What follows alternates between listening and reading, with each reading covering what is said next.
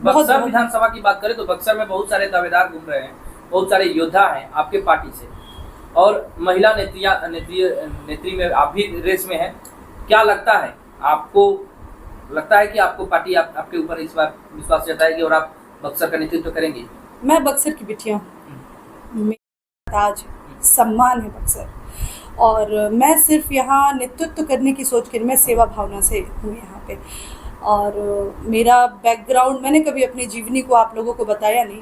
मैं 9 साल की बच्ची हूँ, समझिए आप, जिसका पिता नहीं था, जिसको इतना संघर्ष करना पड़ा अपने जीवन में। एक सोने के चम्मच से खा के पैदा हुई बच्ची एक बिना चप्पल के भी चली है, वो दिन भी आया एक दिन। तो वो समय भी आया और आज मैंने अपने आप को स्टेब्लिश किया। इस 20 सालों 22 सालों में मैंने समाज सेवा किया।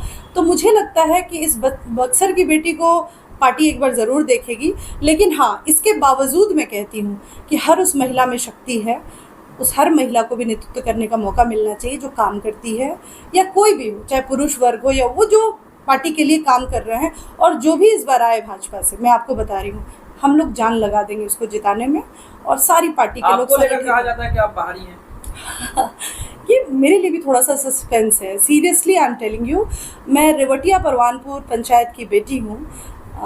बोलना तो नहीं चाहिए ये वर्ड, लेकिन आप जाके वहाँ पता कर लीजिए कि हमारे घर के, हमारे पिताजी और हमारे बाबा की क्या विरासत है और क्या अभी भी है। और मैं, ननिहाल भी मेरा यही है, ननिहाल मेरा है केसट दसियाओं। मेरी माँ इकलौती बेटी थी, तो वो घर भी हमारा ही है। और अपने घर को शुरू से मैंने अपने मायके को देखा है।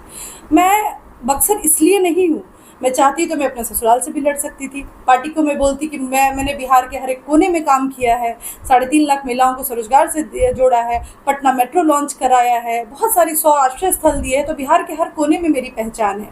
लेकिन चिराग तले अंधेरा, आप समझते हैं। ये तो कहाँ से उठ गया? देखिए, सीरियसली आई डोंट नो, मैं नहीं जानती हूँ कि ये, कोई तो मुझे ऐसा नहीं कहता। सब तो मुझे बिटिया की तरह प्यार करते हैं, सब तो मुझे बहुत प्यार करते हैं। लेकिन आम लोगों में ये बातें चली गई हैं, जाने चुके बाहर से आई हैं। शायद स्ट्रॉन्ग हूँ मैं, शायद मेहनती हूँ मैं, शायद कम्पटीटर हूँ मैं। और मेरा काम करने का तरीका अलग रहा है, पूरे बिहार के लिए किया। जो मैंने 22 साल अपने पूरे बिहार को दिया, वो मैंने 4 सालों में अपने बक्सर को कहीं ना कहीं मैंने जान लगा दिया है यहाँ काम करने में। मैंने हर दर्द को फील किया है। 22 साल के सफर को अगर संक्षेप में बताना हो तो क्या कुछ था उसमें जो जनता जान सके? देखिए, सबसे पहले तो मैं बता दूं कि मैं नगर विकास एवं आवास विभाग की मीडिया प्रभारी रही हूँ, आईसी की हेड भी रही हूँ। और वहाँ मेरा था कि मैंने 100 आश्रय स्थल बिहार को दिया। बिहार में 100, जो आपके किला मैदान में आश्रय स्थल है गरीबों के लिए, वो भी है, जो दीनदयाल अंत्योदय योजना में आता है। पटना मेट्रो में मैंने पूरा मीडिया हेड किया, डॉक्यूमेंटेशन में डीएमआरसी से हेल्प किया। उसके बाद आईसी का पूरा उसमें किया काम। पटना मेट्रो लॉन्च कराने के बाद 3.5 लाख महिलाओं को मैंने स्वयं सहायता समूह की महिलाओं को स्वरोजगार से जोड़ा, स्मॉल स्केल फैक्ट्रीज लगाई, जो शुरुआत में आज 1 करोड़ जो पहुंच चुका है, वो 3.5 लाख का सफ़र मैंने तय किया था। और बिहार में बिजली, पानी, रोड, सब में काम करने का मौका मिला। 6 घंटे से 22 से 24 घंटे बिजली मैंने भागलपुर को दी, जिसके लिए मैं भागलपुर का भी ऋणी हूँ, क्योंकि भागलपुर की जनता ने भी मुझे बहुत प्यार दिया। और ये इतना प्यार मिला मुझे हर शहर में कि लोगों ने मुझे यहाँ तक बोल दिया कि मैं भागलपुर की हूँ। जबकि ये बहुत बड़ा मतलब ये मिथ्या है कि उन लोगों ने जानबूझ के एक प्रोपेगेंडा क्रिएट किया कि मैं भागलपुर की हूँ। अगर हमारे यहाँ का बच्चा बाहर जाके काम करता है तो इसमें हमारी गलती नहीं है। हमारी परवरिश ऐसी हुई थी कि मैं कॉन्वेंट वगैरह से पढ़ी थी, मैं हायर एजुकेशन के लिए बाहर गई, तो ऑब्वियस था कि मुझे सरकार में अगर काम करना है तो मैं पटना में ही करूंगी रह के। हाँ, मेरा दर्द हमेशा बक्सर के लिए रहा। पूरे बिहार को मैंने नेतृत्व किया, आगे बढ़ाया। पूरे नगर परिषद, नगर पंचायत, 142 यूएलबी था उस टाइम, अब ये परिसमन में बढ़ा है।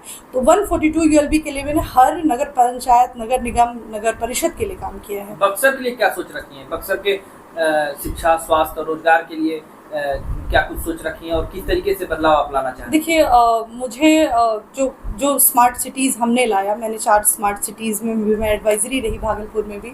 और जो स्मार्ट सिटीज़ की कल्पना हम करते हैं, तो जोग्राफिकल बक्सर में अगर कुछ प्रॉब्लम्स भी हैं तो उसको हम लोग सुधार सकते हैं। उसके लिए तो पहले नगर निगम आपको चाहिए कि भाई नगर निगम के अंडर होना चाहिए। लेकिन उसके बावजूद जो चीज़ें वंचित हैं, लाइक मान लीजिए शिक्षा की बात आप कर ले, तो मेरे लिए सबसे ज़्यादा इम्पॉर्टेंट होता है हेल्थ और शिक्षा। ठीक है। बाकी चीज़ें हमारे प्रधानमंत्री जी सब कुछ कर रहे हैं, शिक्षा में भी कर रहे हैं, लेकिन इसके बावजूद नगर विधायक जी ने कहीं इंस्पेक्शन नहीं किया। लाइक मान लीजिए सदर विधायक जी ने कभी इंस्पेक्शन नहीं किया। उस इंस्पेक्शन में अगर ये जाते, ये क्रॉस करते किसी चीज़ों को, तब हम मानते कि भाई हमारे विधायक जी जा रहे हैं और हॉस्पिटल में घूम के ये काम देख रहे हैं। अगर कहीं कोई त्रुटियां हैं तो उसको सरकार ठीक कर रही है।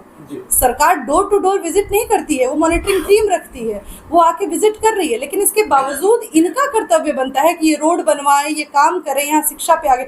सदन में तो इनकी आवाज ही नहीं उठती है। तो कहते हैं कि विपक्ष के जो विधायक हैं उनको सत्ता पक्ष की जो सरकार है वो दबा देती है विपक्ष के। तो आप कुर्सी छोड़ दे विधायक जी, आप कुर्सी छोड़ दे विधायक जी, बिकॉज जब आपसे हो नहीं रहा है, जब आप नहीं कर पा रहे हैं, अगर आपकी बातें नहीं सुन पा रही है सरकार, तो आप छोड़ दे कुर्सी। तब तो आप ठग रहे हैं ना बक्सर वासियों को। आपको लगता है कि आपने तो ये कह दिया कि कुर्सी छोड़ दे, लेकिन वो तो फुल कॉन्फिडेंस में है और उनका ये भी कहना है कि भाजपा के लोग हमारे लिए वोट मांगेंगे।